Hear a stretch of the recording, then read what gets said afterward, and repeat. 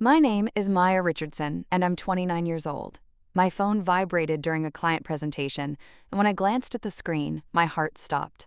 The message was from our family group chat. Come get him. We're boarding the train now. NMY Mother's follow-up made my blood run cold. Don't guilt trip us. He needs to toughen up. They had left my 6-year-old son, Connor, alone at Union Station, and I didn't text back.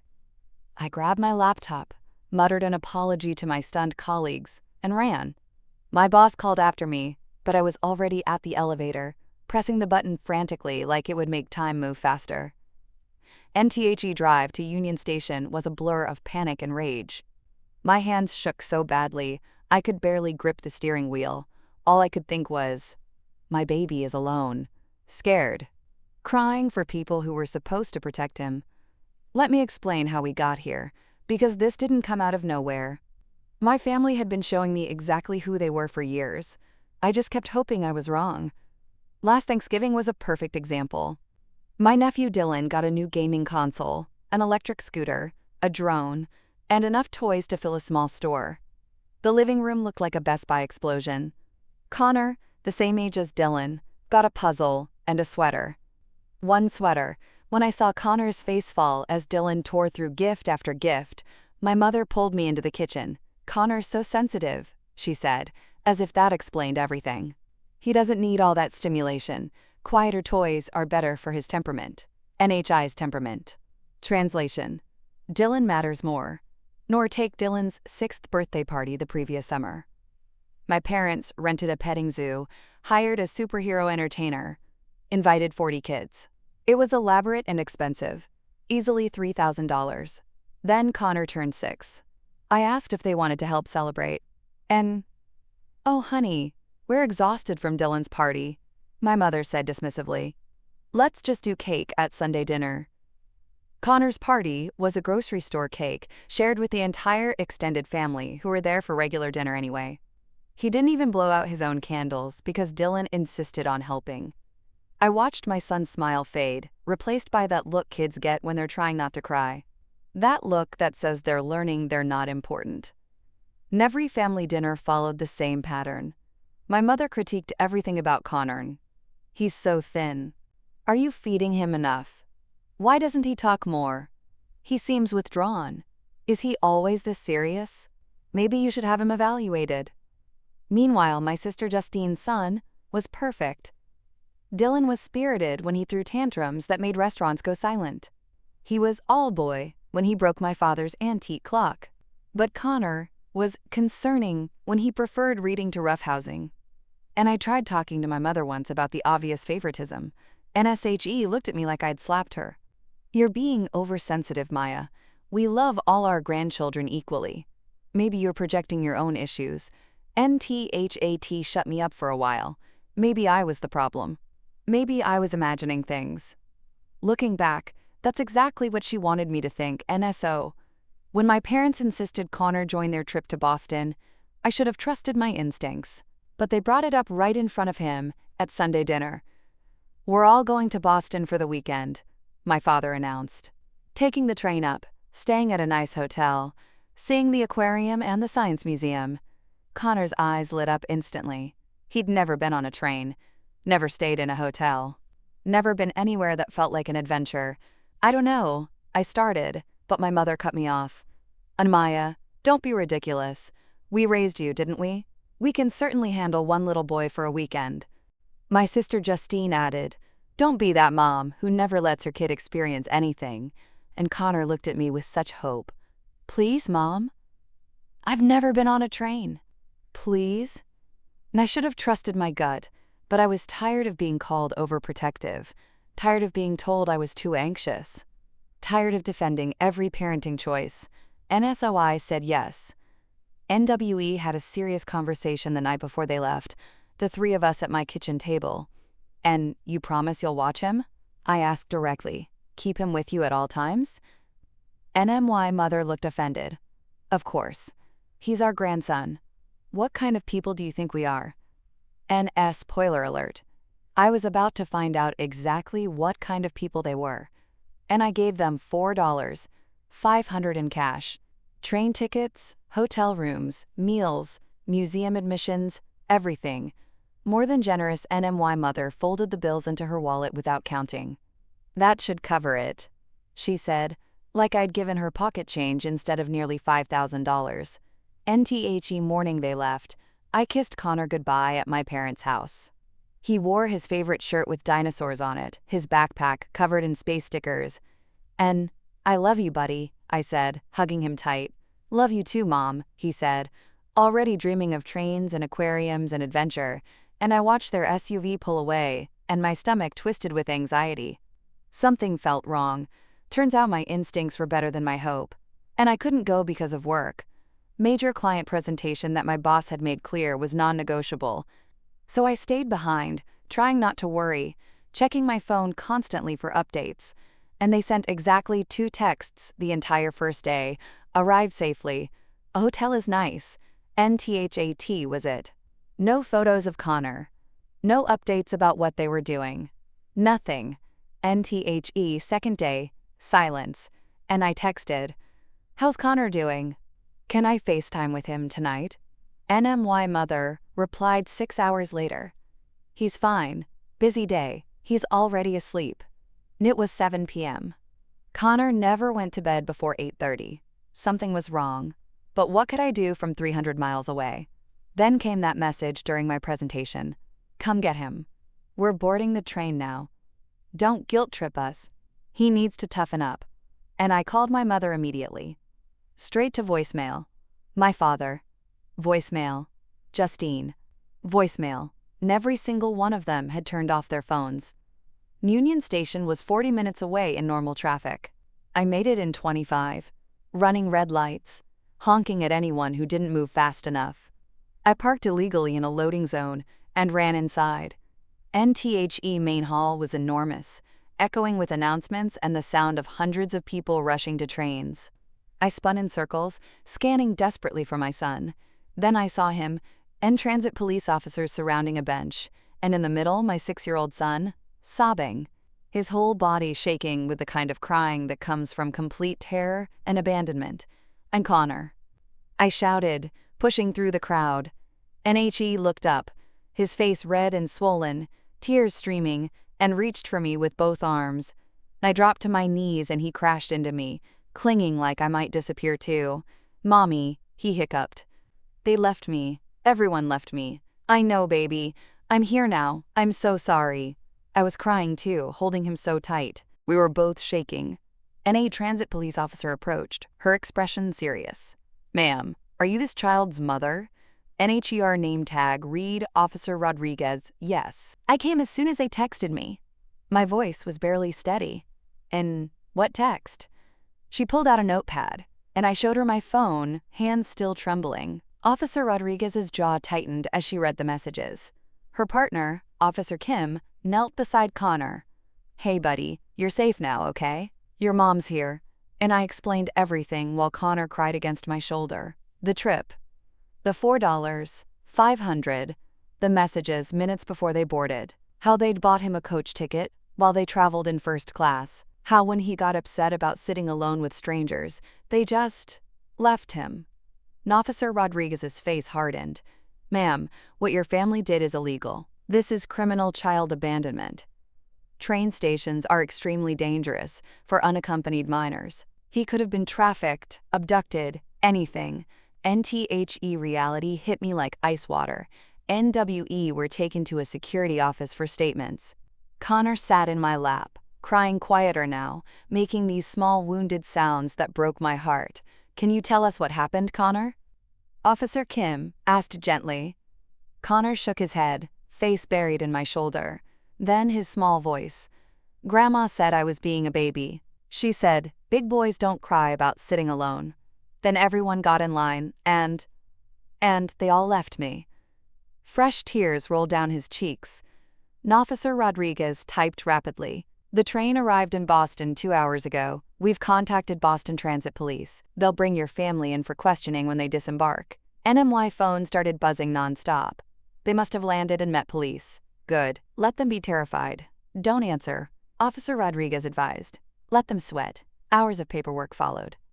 Officer Kim bought Connor a sandwich and juice, sat with him, but Connor wouldn't let go of my hand. Every time someone walked past, he flinched. And finally, Rodriguez looked up from her computer. Your family is being detained in Boston for questioning. They'll be released tonight, but formal charges will be filed. Child abandonment, child endangerment. They're looking at serious consequences. And I should have felt guilty. Part of me expected to. But all I felt was cold satisfaction. They chose this. We finally got home late that night. Connor fell asleep in the car, exhausted from crying. I carried him up to his room, tucked him in, and sat watching him sleep. NTHE rage built in my chest like pressure in a volcano. How dare they? How dare my family do this to my child? And the worst part, I wasn't even surprised. The signs had been there all along. The favoritism, the casual cruelty. The way they treated Connor like an afterthought. And I just kept hoping they'd change. Kept believing that somewhere under their behavior was the loving family I wanted them to be. And I was done hoping. NTHE next morning. Connor woke up different. Quiet. Withdrawn. He sat at the kitchen table, clutching his stuffed lion, dark circles under his eyes. And I sat beside him, close but not crowding. Buddy, do you want to talk about yesterday? Long silence. Then, I don't ever want to see them again. NTHE words from my 6-year-old sounded too old, too hurt, too final. And who? Sweetheart? Grandma and Grandpa. Aunt Justine and Uncle Marcus. Dylan. Everyone. They made me feel like I wasn't wanted. NMY heart shattered into pieces. I understand. And you never have to see them if you don't want to. What they did was so wrong. NHE looked up with red, swollen eyes. Really? I don't have to? Really? This is your choice. And Mommy's going to make sure they understand they can't treat you like that ever again. NWE spent that day together. I called in sick, something I never did. We watched movies, ordered pizza, built a blanket fort in the living room. We existed in our safe bubble while the world spun outside. NMY phone wouldn't stop ringing. 17 missed calls from my mother, 9 from my father, 12 from Justine. Texts flooding in. NTHAT evening. After Connor went to bed, I finally looked at the messages. From my mother, increasingly frantic. Answer your phone. This is ridiculous. You're overreacting. Tell the police this is a misunderstanding. How dare you do this to your own family? NTHE entitlement made my blood boil. A misunderstanding? They texted me they were leaving him and boarding the train. That's a choice, not a misunderstanding. NMY father sent one message. Family doesn't do this to family.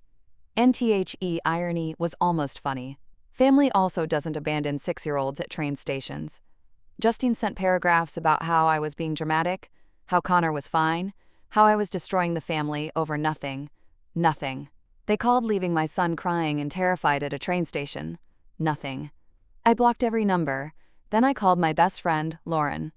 When I explained what happened, she was immediately furious. They left Connor alone? At a train station? Those monsters. I keep wondering if I'm overreacting. I admitted. Maya, stop. You're not overreacting. You're being a good mother. What they did is criminal. Literally criminal. That's why they were arrested. NHER validation meant everything. I wasn't crazy. They were wrong. NTHE next day. A detective from Boston PD called Ms. Richardson. Your family members have been questioned and released. Formal charges are being filed. Child abandonment and child endangerment in the first degree. I need to be honest, though. These charges will likely result in fines, probation, and mandated counseling rather than jail time, especially for first-time offenders. What happens next? And court date will be set. You'll likely be called to testify. They've also been ordered to have no contact with Connor. If they violate that, additional charges will be filed. NNO contact. Perfect. And over the following days, extended family started calling from numbers I hadn't blocked. My Aunt Carol left voicemails about tearing the family apart. My cousin Jennifer texted that I was being, quote, unreasonable and vindictive. NMY mother's friend Susan actually had the audacity to call and lecture me about forgiveness. Each message made me angrier. Not one person asked if Connor was okay. Not one acknowledged what my family had done was wrong. It was all about how I needed to fix this, how I was causing problems, how families forgive. Well, families also don't abandon children at train stations. And I changed my phone number, blocked everyone on social media, built a wall around Connor and me. NMY boss, surprisingly, was completely supportive when I explained why I'd run out of that meeting. And what they did crosses every possible line, she said. Take whatever time you need. Your job is secure. NTHAT support meant more than she knew. And I got Connor into therapy immediately. Dr. Patel, specialized in childhood trauma, came highly recommended by the transit police. She was wonderful, patient, skilled at helping kids process impossible situations. NBUT progress was slow. Connor had nightmares every night. He panicked if I was even 5 minutes late picking him up from school. He wouldn't let me out of his sight. NTHE damage would take time to heal. Weeks passed in a strange new rhythm. Connor, therapy, work, home, building routines that felt safe, creating a cocoon where he could start to heal.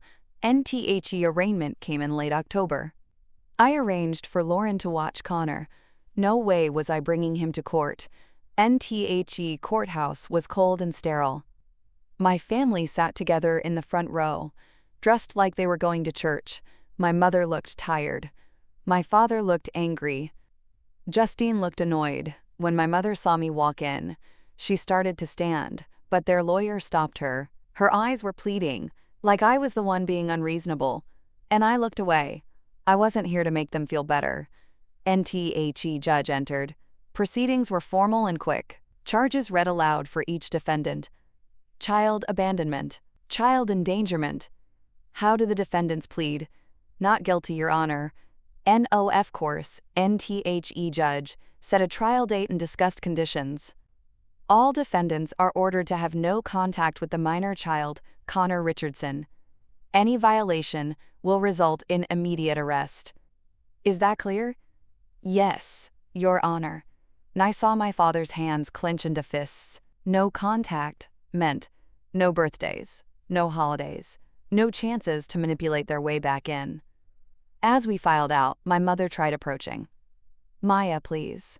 Can't we talk about this? No, I said, not stopping. NMY father called after me. You're destroying this family, and I turned back. I'm holding you accountable. There's a difference. In the parking lot, I sat in my car, processing. This was really happening. Criminal charges, court dates, no contact orders. And I felt nothing but certainty. They deserved every consequence coming their way. And I picked Connor up from Lauren's. He immediately asked, "How did it go?" And I decided on honesty. Age-appropriate, but honest. The judge said they have to stay away from us. They're not allowed to contact you at all. Connor nodded slowly. Good. I don't want to see them anyway. NTHAT evening. Curiosity got the better of me. I looked at my mother's Facebook from a fake account. She'd posted a long status about being, quote, persecuted by her own daughter, how one mistake shouldn't define a person, how family should forgive. NTHE comments were full of support from people who didn't know the truth. Praying for you. Your daughter needs to learn compassion. Kids these days have no respect. I wanted to comment the truth, that they'd abandoned a 6-year-old at a train station after taking nearly $5,000 from me. But I stopped myself. Getting into Facebook arguments wouldn't help Connor heal. And then, something unexpected happened. A letter arrived from my parents, lawyer demanding return of property, and I read it 3 times before understanding. They wanted the $4,500 back. Their logic was insane. Since the trip didn't happen as planned, I should return money they'd spent on preparation. And I actually laughed out loud. These people were unbelievable. They abandoned my son, and now they wanted me to pay them. And I called Patricia Morgan, a family law attorney my friend had recommended. NSHE listened to everything carefully. What they did is unconscionable. But this actually gives us an opportunity. We can file a counterclaim for return of that money plus damages. You gave it specifically for Connor's care and expenses. They failed to provide services. That money is yours. Can we pursue both criminal and civil cases? Absolutely. Criminal addresses the crimes. Civil addresses financial harm and emotional damages. You have an excellent case. Let's do it. NIF, they wanted to fight about money. I'd fight, and I'd win. The criminal trial came 4 months later, in February. I'd spent those months focused on Connor, therapy, school, rebuilding his sense of security. NHE was doing better. The nightmares came less frequently. He was smiling more. But there were still hard days, still moments when he'd panic if I was late or if plans changed unexpectedly. NTHE prosecution presented a timeline that was devastating in its clarity. Text messages, testimony from officers Rodriguez and Kim. In my 15 years with transit police, I've never seen a family deliberately abandon a child like this, Officer Rodriguez said from the stand. Usually families are frantic when children get separated. These people boarded a train on purpose, knowing a 6-year-old was alone and crying.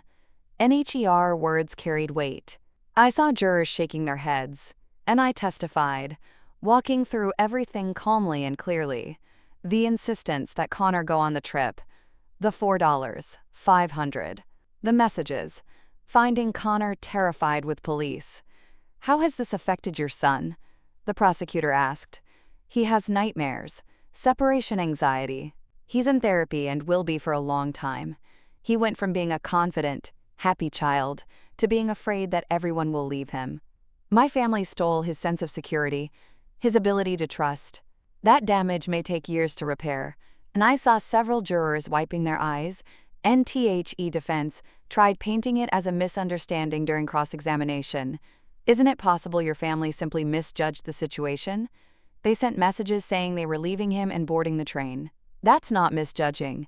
That's choosing to abandon a child. NHE tried different angles. I shut each one down with facts and receipts. NMY mother took the stand next. I watched her perform, dabbing at her eyes with tissue, voice trembling. I never meant for this to happen. We thought Connor would be fine. We didn't realize he'd be so upset. By the time we understood, it was too late to turn back. NTHE prosecutor stood for cross-examination. Mrs. Richardson, you sent a message saying, "Don't guilt trip us. He needs to toughen up." What exactly did a 6-year-old need to toughen up about? NMY mother stammered. I just meant he needed to learn some independence. By abandoning him in one of the busiest train stations on the East Coast? We didn't abandon him. We left him where there was security. You wrote, "Come get him. We're boarding now." You gave Ms. Richardson minutes to reach a train station 45 minutes away. That sounds like abandonment to me. NMY mother had no good answer. NTHE trial lasted 3 days. The jury deliberated for 90 minutes before returning guilty verdicts on all counts. NMY mother sobbed as the judge read them. My father sat stone-faced, but his hands were shaking. Sentencing came 2 weeks later. I sat in the courtroom, Connor safe at home with Lauren, and listened to both sides' present arguments. NTHE prosecutor argued for meaningful penalties, emphasizing Connor's ongoing trauma. NTHE defense begged for leniency, pointing to clean records and advanced age. NTHE judge listened to everything. Then he spoke. What the defendants did was reprehensible. They took money meant for a child's care, purchased inadequate accommodations, then abandoned that child when he became inconvenient to them. However, I recognize these are first-time offenders. NHE sentenced them to 2 years probation, 500 hours of community service each, mandatory parenting classes, and $10,000 in fines plus restitution. NMY mother collapsed in relief. No jail time, just probation and consequences. Part of me wanted more. But Patricia whispered, "The civil case is next. That's where we really make them pay financially." NTHE judge continued. Furthermore, I'm issuing a permanent protective order. All defendants are prohibited from any contact with Connor Richardson until he reaches age 18. At that point, if he chooses as an adult to have contact, that's his decision. NTHAT was something. They couldn't see or contact Connor for 12 more years. By then, he'd be old enough to decide for himself. The civil case was simpler. Just about money and damages. Patricia prepared everything meticulously. This is straightforward. You gave money for a specific purpose. Connor's care during a trip. They not only failed to fulfill that purpose, they endangered him. The court will see this clearly. NTHE hearing was scheduled for March. Smaller courtroom, less formal atmosphere. NMY family looked exhausted. The trials had taken their toll. My mother had lost weight. My father looked 10 years older. Part of me, a very small part, felt bad. The rest remembered Connor's tears. NTHE judge reviewed the facts quickly. I presented bank records showing the $4,500 cash withdrawal. Text messages about the trip. Evidence of what they'd actually spent on Connor versus themselves. Your Honor, Patricia said, the defendants purchased a $180 coach ticket for the child while buying first-class tickets at $800 each for themselves. The remaining funds were spent on hotel upgrades and personal expenses, not on the child's care as agreed. NTHE judge turned to my family's lawyer. Counselor, do you dispute these facts? Your Honor, my clients used the money in good faith for trip planning. Trip planning that resulted in child abandonment? The trip didn't happen due to unforeseen circumstances. The circumstances being that your clients chose to board a train and leave a 6-year-old behind? NTHE lawyer had no response. I've heard enough, the judge said. Judgment for the plaintiff. Defendants are jointly and severally liable for $4,500 plus $6,000 in therapy costs and legal fees. Total, $10,500, payable within 30 days. NHE banged his gavel. NMY father looked furious. My mother was crying again, and I felt only grim satisfaction, and as we left, my father tried one more time. Maya, this is insane. We're family. And I stopped and faced him. No, Dad. Family doesn't do what you did. You stopped being family when you left Connor crying at that train station.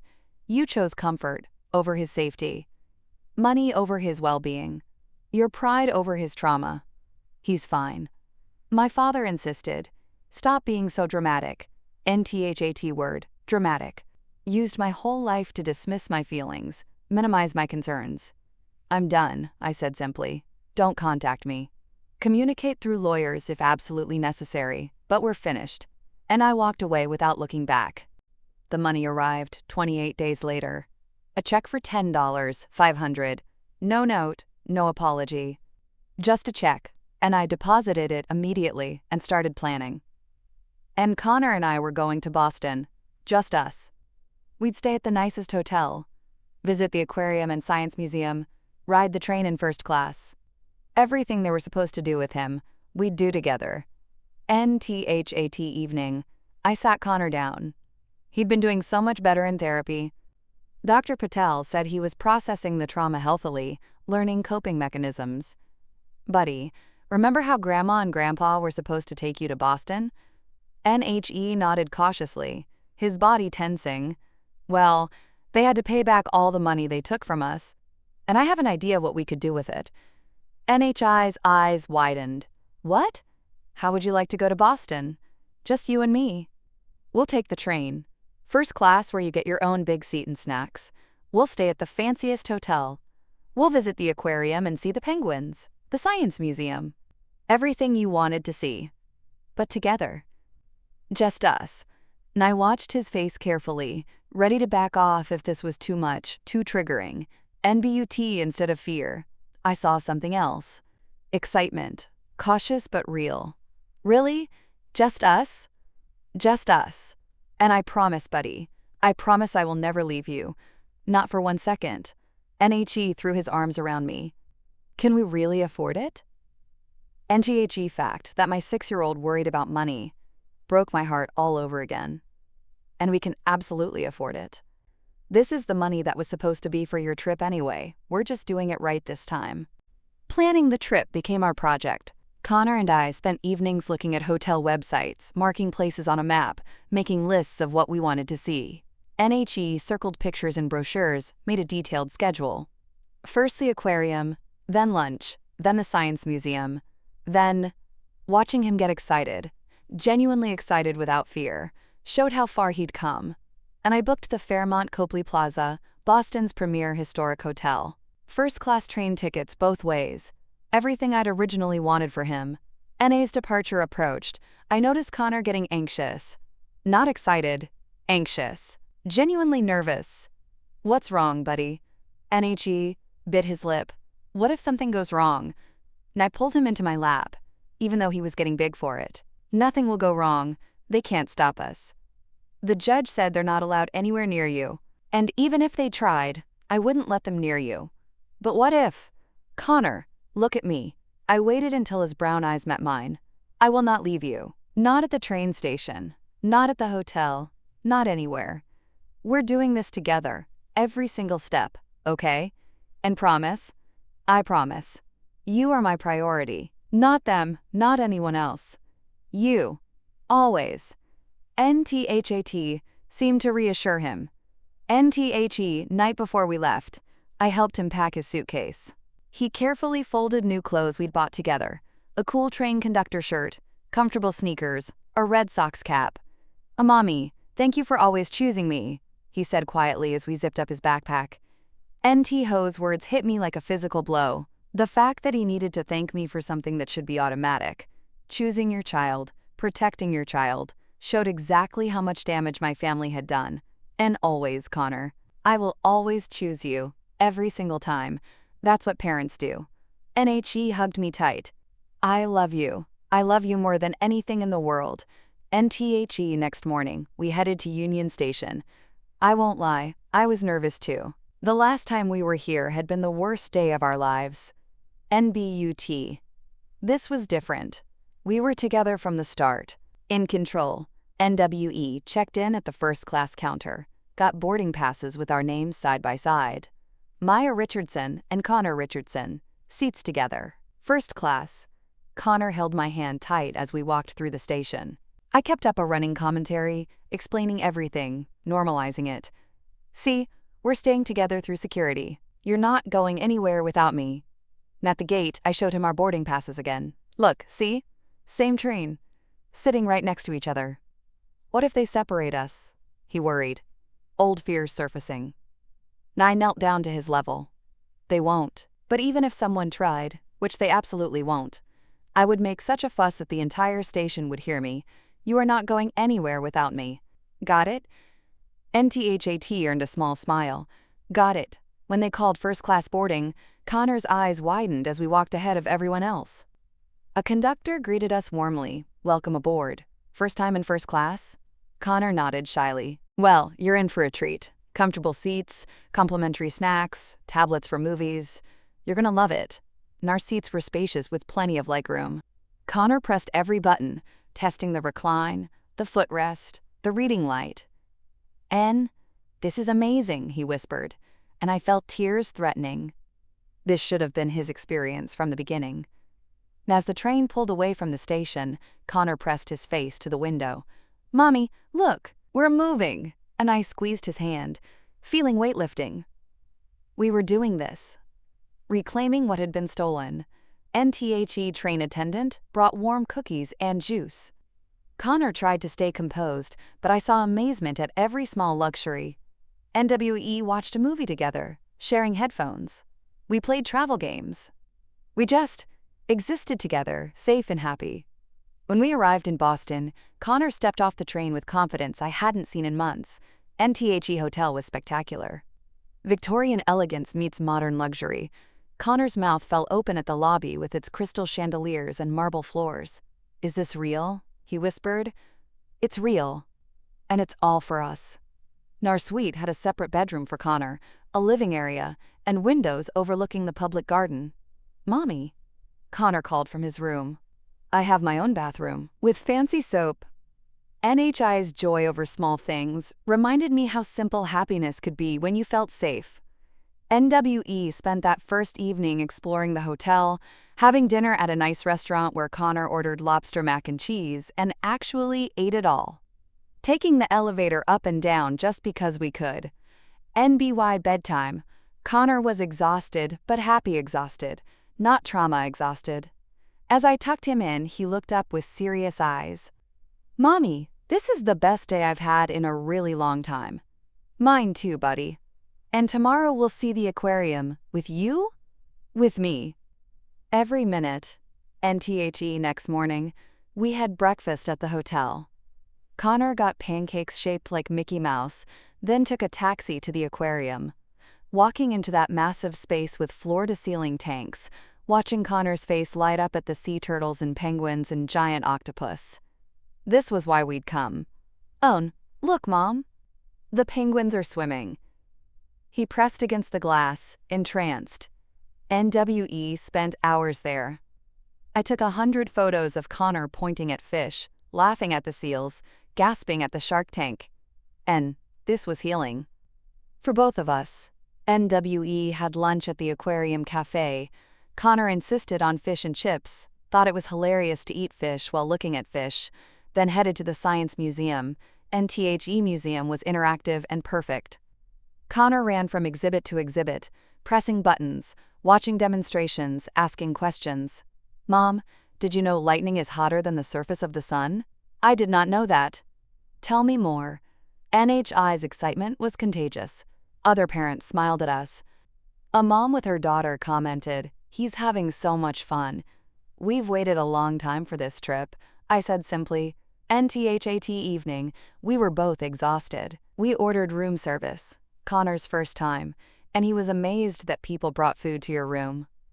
And as we ate burgers and fries while watching a movie, Connor said, "This is way better than if they had taken me." "How so?" "Because with them, I would have felt like I was in the way. Like I was bothering them. But with you, I never feel that way. I feel wanted." NMY heartbroke and healed simultaneously. "You are wanted, Connor. You're the most important person in my world. Don't ever forget that." "I won't." "And Mom?" "Yeah, buddy. I'm glad it's just us. Even if none of the bad stuff had happened, I think I'd have more fun with just you." Coming from Connor, that was everything. NWE spent 3 more days in Boston. More museums, the public garden, the Freedom Trail, eating at restaurants Connor picked, staying up late watching movies in our suite. And on our last night, we walked through the Common at sunset. Connor slipped his hand into mine. "Mom, this was the best trip ever. Thank you for bringing me."